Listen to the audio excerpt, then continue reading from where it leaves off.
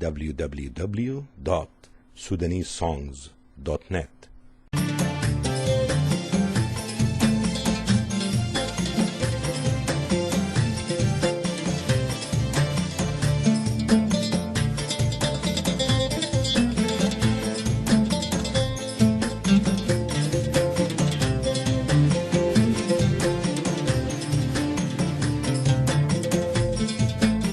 بسم الله الرحمن الرحيم. عزيزي المشاهد، مساء الخير. ولا يزال مطر الألوان يوالي خيره وعافيته على قناة درمان الفضائية، وهذه سهرة أحسب أنها من سهرات ألف ليلة وليلة من حيث الإمتاع والمؤانسة والذكريات والفائدة.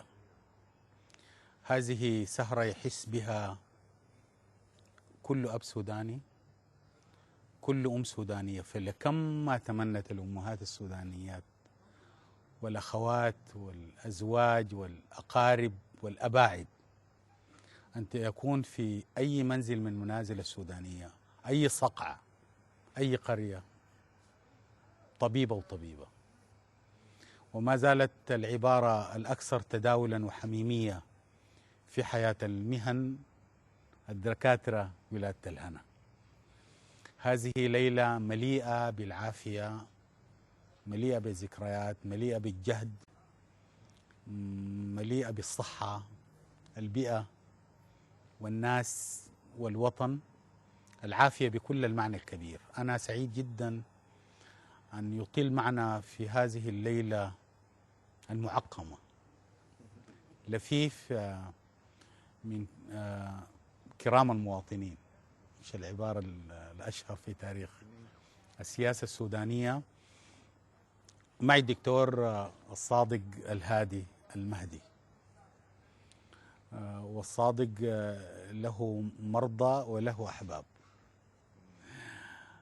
وهو مكسر كالندى بين أسهار السياسة وأمطار الطب، ولكنه كمطر العافية أينما نزل نفع. أيضا نحن سعداء أن يكون بيننا الدكتورة منى محمد اللمين. ومنى محمد اللمين اسم مشهور في عالم الطب لأنها مرت على كل أقسامه، واختارت الآن طب المجتمع، ورفعت الراية العريضة أن الوقاية خير من العلاج، وأن الثقافة قبل العافية، لأنه لا عافية بلا ثقافة. وأنا سعيد أن يكون ضيفي دكتور عوض عبد الله. عوض عبد الله أخصائي القلب الشهير، وأخطر ما فيه أنه من أولاد بري، وأضعف ما فيه أنه محسي لا يرطون. مرحب بك عوض عبد الله. اهلا بك. ومرحب بالدكتورة بتول أحمد خميس مروابة بكل خريفها وزيتها وعافيتها وحب السودانيين لها ومائها النظيف المنقى. أنا ما أعرف ليه حسي ما في شركة عملت لي حاجة اسمها مروابة، وسعيد جدا. دي سعادة يشاركني فيها أهل الطب والرياضة وأهل الأبيض والهلالاب. أنا سعيد أن يكون أيضا معنا الدكتور صلاح بقادي. وصلاح بقادي واحد من أميز الجراحين السودانيين الذين أخذتهم عنوة واقتدارا تخصصه في الطب الرياضي. ولأنه أنا برضو موالي للأخ الدكتور الصادق الهادي، عشان كده جبت له نجم الدين الفاضل. ونجم الدين الفاضل من قلبي ودنواوي، جبنا له فنان من حوش أزرق مصطفى. وأنا دائما لما أجي نجم الدين ده كان في حارتنا في ودنباوي بيمتاز بحاجتين: إنه كان واحد من أميز لاعبي الكرة، ومن أميز عازفي العود، ومن أبيز المغنين. طبعا جون كان اسمه جون ده ذاته نحن ما يجينا الا قريب، ده ما كان بيغني 6 مرات في اليوم يعني. ف وبعدين يعني نجم الدين ده ما مر عليه مرحلة امتياز، اخصائي طوال يعني. وحقيقة نحن زمان كنا بنسمعه في الحارة لما كان بيتدرب على عواطفنا النبيلة يعني.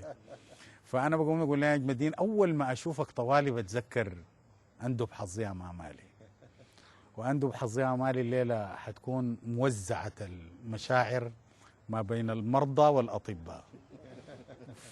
فلمن يكون العزاء على حال هي ابتدار جميل لنجم الدين أندب حظي يا مامالي. الأغنية دي هي لأنه فيها أحلى من العذاب يا خالي، والخال دائما في السودان قريب للقلب يعني. وعلى حال كل سوداني عنده حظ كده بيندب فيه على الحد الأدنى والأقصى. إن كان الدكاترة دي حققوا كل الأمنيات التي بكاها العمراوي. نجم الدين مرحب بك، ولتبتدر هذا المساء المعقم الطبي الجميل بأندب حظي يا مامالي.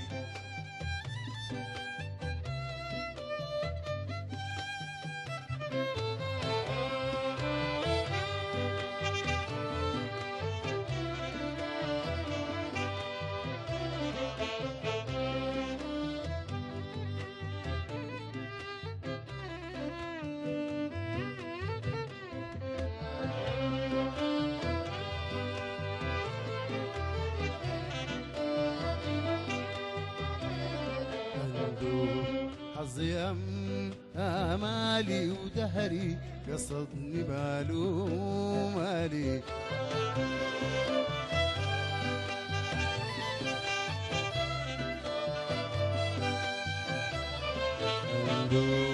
حظي آمالي ودهري قصدني مالو مالي.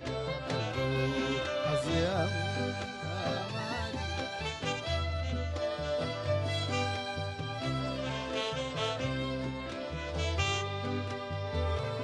وشوف الخير يا رمالي تقول قد النعن عمالي.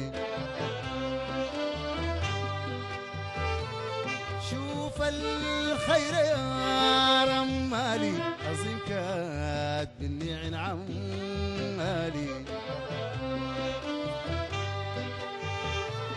عريض يعتريد أعمالي وأبني وأملي ما تمالي. حظي آمالي ده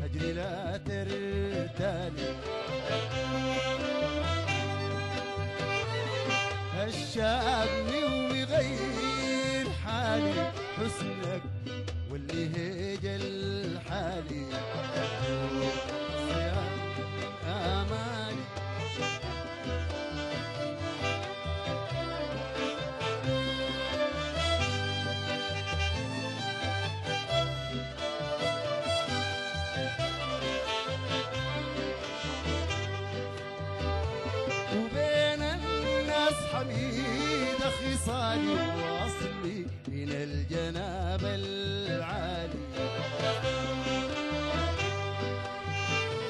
وبين الناس حميد خصالي واصلي من الجناب العالي حبك وحبي ما نفعالي ويوم ينعوني لا تنعالي آمالي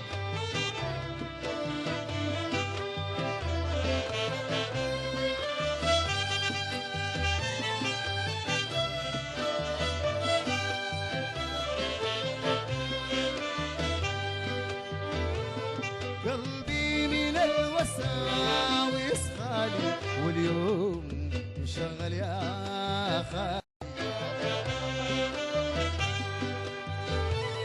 قلبي من الوساوس خالي واليوم مشغل يا خالي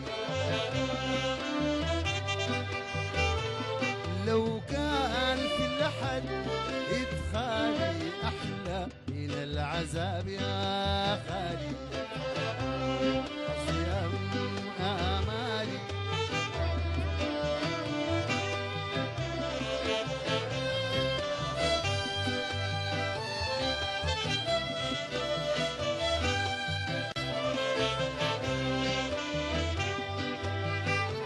وحبك كاتم زاد حالي بصفات الدموع فاض حالي وحبك كاتم زاد حالي بصفات بالدموع فاض حالي سهران والدموع اشغالي وحياة حبي ليك يا غالي وحياة حبي ليك يا غالي وحياة حبي ليك يا غالي وحياة حبي ليك يا غالي والدموع اشغالي. جميل يا جون. أنا يعني داير أبتدر السهرة دي في حضرة من نهوى، وأنا هوى هذا اليوم يتجه نحو الجزيرة، ونحن بنتذكر مجموعة من الصبيات والصبيان من كل أنحاء السودان تيمموا مدني ود ودلفوا إلى جامعة الجزيرة. وجامعة الجزيرة غير أنها أعطت للسودان الكثير من الناجحين والناجحات في مجالات مختلفة، هي كسرت عمود جامعة الخرطوم طق. وزي ما قال صلاح أحمد إبراهيم، نحن جيل من الشعراء كسرنا عمود الشعر العربي طق. خدت طق بين قوسين في خطبة الهضباء. فأنا بفتكر ناس دكتور الصادق ده والدفعتين الثلاثة اللي قبله كسروا هذا العمود وأغروا مجموعة من الجامعات أو مجموعة من المدن السودانية إنها تفتتح الجامعات. عودة إلى الجزيرة بكل رمزيتها التي أعطت نادي الخريجين وأعطت مشروع الوطني المعاصر وأعطت مشروع الجزيرة. لها اللي لازم أتغزل يعني ما بلقى الفرصة دي. نعم. فأنا الحقيقة زي عايز أولاد الجزيرة وهنا وأكثرية على الأقل في التعلم ومسقط الرأس إنهم يتغزلوا جهرا يعني بلسان بواح. دكتور الصادق ما الذي أعطتك له الجزيرة ومنحتك له جامعة الجزيرة من طيب ومن ذكريات ومن أصدقاء؟ أخي حسين، يا أستاذ حسين، بارك الله فيك وشكرا جزيلا على هذه الاستضافة في هذه الأمسية الجميلة، وجمعتنا أخوان وأخوات وزملاء وزميلات ما كنت تظن أنك تلتقي. طولنا منهم مع نعم. مشاغل الدنيا. نرجع لسؤالك. أنا أفتكر إنه الجزيرة أصلا هي معطاءة وفي كافة المجالات. يكفي إنه مشروع الجزيرة شال السودان فترة طويلة جدا من الزمن وشال اقتصاد السودان طوال هذه المدة، ونتمنى إنه يعود قويا ويشيل اقتصاد السودان، لأنه الزراعة هي أساس السودان وأساس اقتصاده. بس شيلونا شوية يا أستاذ. الحاجة الثانية التعليم. التعليم معلوم تماما يعني إنه حنتوب لها دور كبير جدا وخرجت أجيال لها دور كبير جدا في صناعة تاريخ السودان السياسي والإداري. وجاءت جامعة الجزيرة امتدادا لهذا العطاء. يا سلام. ونفتكر انه الجزيرة المعطاءة وهبت جامعة الجزيرة لأهل السودان، فجاءوا من كل حدب وندب ودرسوا في هذه الجامعة العظيمة، والتي أثبت إنها جامعة يعني حقيقة قوية علميا واجتماعيا وثقافيا. حقه هنا يا صادق نقول نفجر لنا قضية. أنا لاحظت إنه الآن في السودان استسهلنا جدا قيام الجامعات يعني لدرجة مزعجة يعني. وصحيح تمدد التعليم وكذا، لكن أنا بفتكر إقامة جامعة ليست بالمسألة السهلة يعني. ليه جامعة الجزيرة دي عظمة قوي واستمرت بهذا الوهج حتى الآن؟ يعني ما الذي رأيتموه حتى نقدم تجربة لكل الذين يحلمون بإقامة جامعاتها كيفما اتفق يعني الخلة شنو الجامعة دي تصمد؟ الفكرة التكوين شنو؟ أولا طبعا جامعة الجزيرة هي نشأت كجامعة قوية متينة لأنها نشأت على أساس علمي متين. الكليات اللي بدأت بها هذه الجامعة 4 كليات فقط، هي في مجال الصحة الطب والزراعة والاقتصاد والعلوم والتكنولوجيا، وارتبطت بالمجتمع. في مجال الطب كان هو طب المجتمع، والارتباط بالمجتمع كان هو الديدن الأساسي في هذه الجامعة، لكن لم تهمل التخصصات الأخرى في كافة نواحي الطب. وكذلك في الاقتصاد والزراعة، كلية الاقتصاد والتنمية الريفية، كلية العلوم والتكنولوجيا ما سموها كلية الهندسة، سموها كلية العلوم والتكنولوجيا لأنها ارتبطت في تخصصات المختلفة بالمجتمع وحوجة السودان في النهضة الصناعية. ممتاز. ولذلك خرجت يعني ناس متميزين بيحتاجوا أهل السودان في تخصصات معينة يا سلام. حسب اقتصاد السودان وحسب الحوجة له. وكذلك يعني يمكن ده السبب الرئيسي في انه جامعة الجزيرة نشأت بهذه القوة. الحاجة الثانية بدأت تدريجيا جامعة الجزيرة، القبول كان حسب ما هو متاح من إمكانيات، من معامل، من إصطاف أساتذة، ومن كافة المعينات الأخرى لقيام جامعة على أسس سليمة. وبالتالي عشان كده هذا التدرج كان سبب رئيسي في نجاح هذه الجامعة من الناحية العلمية. كل فكرة لا تبدأ متدرجة لا تنجح. كده. وأنا أذكر إنه يعني كل الدفع مثلا نحن في الطب الدفعة كانت لا تتجاوز 55 شخص طالب وطالبة، وممكن الجامعة كلها ما تفوت لها 600 ولا 700. يا سلام. ويمكن بعد ذلك توسعت والتوسع شيء طبيعي. يا ريت نقدر نوازن بين. فأنا بفتكر إنه التدرج هو مهم وأساسي، والنوعية هو شيء أساسي لنجاح أي شيء. كده أنا برضو أخلي دكتور عوض عبد الله يشيل عنك الشيلة، وداير أسأل إنه يا دكتور عوض 2002 جامعة الجزيرة حازت على جائزة رفعت أسهمها إنها أو كلية الطب فيها على مستوى العالم العربي والأفريقي، هي كانت أميز كلية طب مثلا.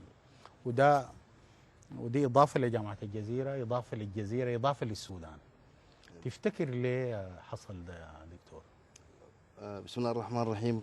بنشكرك مرة ثانية على استضافتك لنا. ده واجب يا دكتور. الله يبارك فيك. فالجامعة يعني كان إنجاز وتتويج لمجهود بتاع سنوات من العمل وإتقان في أداء العمل. يعني الجامعة كانت محظوظة إنها كانت أول جامعة نشأت خارج الخرطوم بعد جامعة الخرطوم. ناس مدني حبوها جدا ودللوا طلبتها تدليل شديد، بأنه كان أضافت لمدني حاجة جديدة، وأضافت لمنطقة الجزيرة ووسط السودان عامة إضافة جديدة. فعشان كده كان كل الإمكانيات مسخرة لها.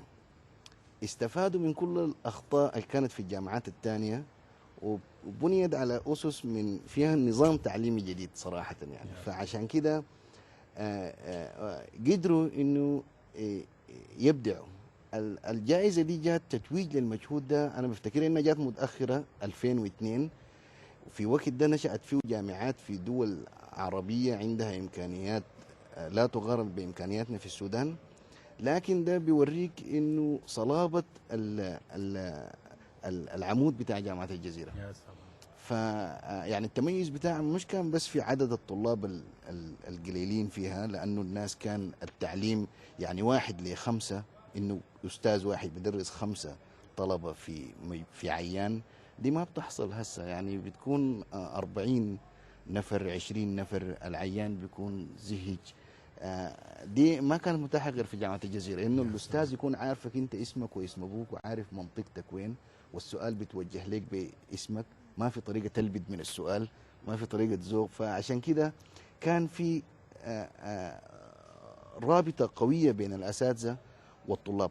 غير كده الأساتذة اللي اختاروهم الناس اللي كانوا قايمين على شأن الجامعة في ذلك الحين كانوا بوتقة من ناس يعني كانوا ممتازين، يعني أساميهم حنذكرها بعد شوية، لكن يعني كانوا في قمة الهرم التعليمي في السودان. نكمل اللوحة بدكتورة منى. يعني نحن يعني لا شيء يفوق الإنسان. أي لوحة في الطبيعة وإنجاز بدون إنسان بدون أسماء ما بكون عنده قيمة. فأنا عايزك جامعة الجزيرة دي تذكري لنا مجموعة من الأساتذة الذين بنوها بمشاعرهم بعلمهم. تتذكري زميلات الآن ملوا عينكم قدام الدكاترة. تذكري لنا برضو ناس مدني. يعني أنا دايرك تذكري الإنسان. أولا بسم الله الرحمن الرحيم. شكرا جزيلا أستاذ حسين على هذه الاستضافة.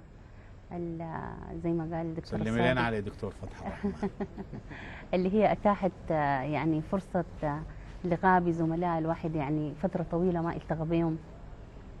وحقيقة يعني الحديث عن جامعة الجزيرة كما يقال حديث ذو شجون، لأنه صراحة يعني أنا أحتز إني أكون يعني خريجة جامعة الجزيرة. وأفتكر يعني أي طالب درس في جامعة الجزيرة يعتبر الجامعة تاج على رأسه مرصع يعني بالجواهر، لأنه جامعة الجزيرة ليست فقط يعني هي صرح أكاديمي، بل هي بنت شخصياتنا. الآن يعني كل الخريجين بالذات الدفعة الأولى يعني هم أعلام في كل المجالات، ليس فقط في مجال الطب. ويعني أنا أفتكر هذا الشيء لم ينتج من فراغ، لأنه أساسا جامعة الجزيرة يعني قامت على أساس صلب، وقامت على فكرة هي كانت متميزة، كانت بايونير. يعني كانت فكرة أول مرة تكون على مستوى السودان وعلى مستوى العالم العربي، اللي هي في مجال الطب كان هو الطب المرتبط بالمجتمع. حقيقة هي كانت يمكن نحن لأنه كنا في فورة الشباب وكنا في عهد يعني حديثي عهد بالدراسة الجامعية، فكنا نحن بنفتكرها إنها دي منقصة بالنسبة للجامعة، فكانت بتؤدي إلى إشكاليات كثيرة وأضربنا كثير. لكن لما نحن وعينا أكاديميا وعرفنا لقينا إنه هو ده الشيء الأمثل بالنسبة لنا نحن. وأنا بذكر طبعا يعني العباقرة والعمالقة الذين قامت على أيديهم هذه الكلية. كل واحد. بروفيسور بشير حمد، بروفيسور حافظ الشاذلي، ربنا يديهم العافية والصحة. وأنا أترحم على بروفيسور صلاح طه الذي كان أبا روحيا لكل طالب درس في جامعة الجزيرة، وكان مثال للعطاء، مثال للأبوة. وأنا يعني الصراحة أفتكر لو نحن بدينا نذكر حنظلم أساتذتنا، لأنهم صراحة هم لم يكونوا أساتذة، كانوا آباء بالنسبة إلينا. يعني بالذات بالنسبة لنا نحن أنا كفتاة أم درمانية يعني إني أغادر أم درمان عشان أمشي مدني، كانت بالنسبة لي شيء صعب في ذلك الوقت، وكان تحدي حتى بالنسبة للأسرة. لكن صراحة يعني نحن وجدنا يعني نفسنا، نحن في الأول كنا كل أسبوع نمشي أم درمان، بقينا نقعد سمستر كامل ما بنجي أم درمان، لأنه ليست فقط جامعة الجزيرة بل كل مدني فتحت يعني أحضانها. بتتذكري منه يا دكتورة منى من أتذكر- زميلاتك بتفتكري انه الان اخذوا موقعهم في الطب يعني؟ والله أنا يعني يعني أذكر من زميلاتي طبعا أول حاجة دكتورة بتول أحمد خميس وهي الآن استشارية نساء وتوليد. أذكر من زملائنا الأطباء دكتور محمد نجيب عبد الله وهو الآن من أشهر أخصائي المخ والأعصاب، دكتور هاداب هو متميز في مجال التخدير، وهم كسر يعني يمكن كل الباتشز الأولى دي الآن هم أعلام يشار إليهم بالبنان، يعني سواء كان في السودان أو خارج السودان في الدول الأوروبية أو في دول الخليج، وده دليل على إنه ام درمان ديل ما بجيفن عشان كده دايرين نمشي مروابة. دكتورة بتول، ماذا بقي من جامعة الجزيرة من ذكريات لاستشارية كبيرة الآن؟ يعني دايرين نعود بيك وانت صبية صغيرة يعني قبل ما تتملي علم وأولاد يعني. بسم الله الرحمن الرحيم، ونشكر الأستاذ حسين على استضافته، ونتمنى لقناة أم درمان إنها يعني تكون من أميز القنوات بإذن الله إن شاء الله. هم طبعا ما خلوا حاجة أقولها، لكن برضو من الحاجات يعني اللي كانت مميزة جامعة الجزيرة علاقة الناس ببعضها. يعني حتى دكتور صادق قال لك لما لقيت دكتور محمد صالح ما كنت عارفه هو من مثلا غرب السودان، فالناس كانت كلها أسرة واحدة، يعني ما في تميز بين إنه أنا جاي من مرواب ومنى جاي من أم درمان، فكانوا الناس كلهم علاقتهم مع بعض، وكلهم يعني حتى الدفعة ما فيها شلاليات، كل الناس كانوا يعني شلة واحدة وعلاقاتهم جميلة جدا مع بعض. وعلاقة الأساتذة برضها مع الناس كانت جميلة، يعني فطرنا في بيوتهم وتغدينا في بيوتهم ويعني فيمكن دي من الحاجات اللي خلت الجامعة ذاتها تنجح، علاقة الأساتذة بالطلبة. وبعدين حتى يعني انت بيكونوا عارفين سلوكك وبيكونوا عارفين مستواك، ممكن ينبهوك لو مستواك مثلا ما إلا تيجي تلقى النتيجة في البورد كده يعني، فبنبهوك حتى أثناء أيوه. الحاجة الثانية اللي خلت نظام الجزيرة ينجح غير انه هو كوميونيتي اورينتد كله، يعني النظام سواء في كل الكليات نظام السمسترات، يعني نظام السمسترات اللي هو كورس بيلد سمسترز. هسه هي يمكن الجامعات يا دوب استوعبت النظام والفكرة وبدت تدخلها، فنحن من البداية يعني دخلنا في نظام السمسترات وفي نظام الكورسات، ويمكن ده خلى الأطباء بتاع جامعة الجزيرة يكونوا مميزين. يعني احنا حتى لما نزلنا الامتياز في مستشفيات الخرطوم هنا كان في فرق بينه وبين الناس المتخرجين من جامعة الخرطوم، رغم انها جامعة عريقة وجامعة يعني لا يستهان بها. فيمكن دي حاجة من الحاجات اللي خلت الناس يكونوا مميزين لحد ما كلية الطب تنال شرف انها هي اميز كلية الطب في الوطن العربي. تعرف يا دكتور صلاح، نحن دي ما مؤامرة يعني. انا يعني بس اكتشفت انه الجماعه دي من جامعه الجزيره فجاه يعني، فانا وانت غايته يعني نصبر يعني. انا حقيقه بفتكر جزء من يعني الناس من راد بيتكلموا عن السودان عن تناقضات، لكن انا بفتكر نتكلم عن جدليات. احنا عندنا جدليات عند الاخرين ما موجوده، بس نفهمها كيف ونستفيد منها كيف. واحدة من الجدليات اللطيفة سمرة السودانيين وخدرتهم يعني وتدرجها، ده ذاته عطاء ثقافي يعني. فنخلي الجماعة دي يعيشوا في ذكرياتهم، نقوم ندخل نجم الدين يغني لنا يا حليلك يا أسمر. وطبعا بفتكر طبعا انه الغنى السوداني ده فيه امجاد، واللي زي جزء من ديمقراطيته انه انت ما اختاروا اسمر دي اعتباطا يعني. فخلينا السمار ده بكل اوجهه تردداته من منى لغايه بقادي وماشيين لغايه جنوب السودان ووسط السودان شوف القصة اتدرجت كيف يعني. الخضرة دي في الجلسة دي ذاتها خشم بيوت يعني. فأنا أفتكر لو فهمناها فهم جدلي بتكون إضافة أكثر منها تناقضات يعني. الغنى ده برضه بعبر عن القصة من الأغنيات الجميلة، لأنه كتب السرقدور، ولأنه لحن العاقب الله يرحمه عاقب محمد حسن، ولأنه اختيارا وحبا أهداها لنجم الدين. كانت واحدة من الأغنيات الجميلة والخفيفة، فأنا دارين الناس يسمعوها بالعمق الذي تحدثنا به عنها يعني، ونهديها لأخونا صلاح وكل أهل كردفان.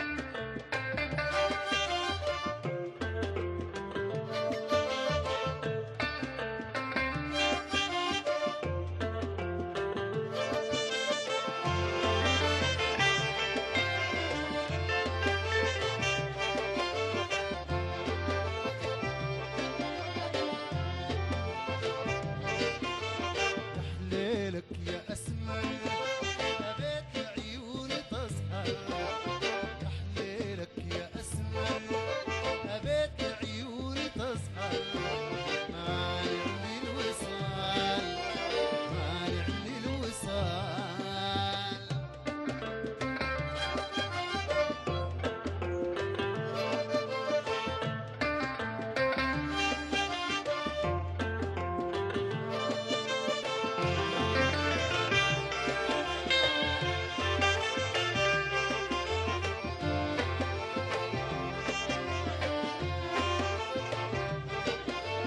يا ورد الجناين النوار باين، يا ورد الجناين النوار باين، أبيت زي ما أعاين حرمت الحلال الحلال. ليلك يا أسمر أبيت عيوني تسهر، يا حليلك يا أسمر أبيت عيوني تسهر، مانعني الوصال مانعني الوصال.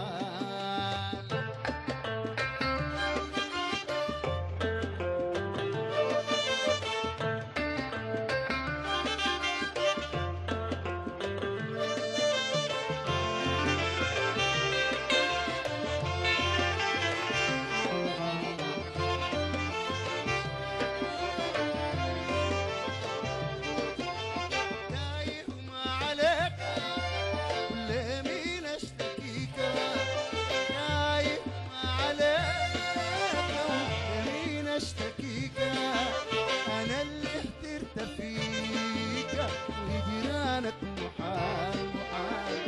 ليلك يا اسمر ابيت عيوني تسهر، يا حليلك يا اسمر ابيت عيوني تسهر، مانعني الوصال مانعني الوصال.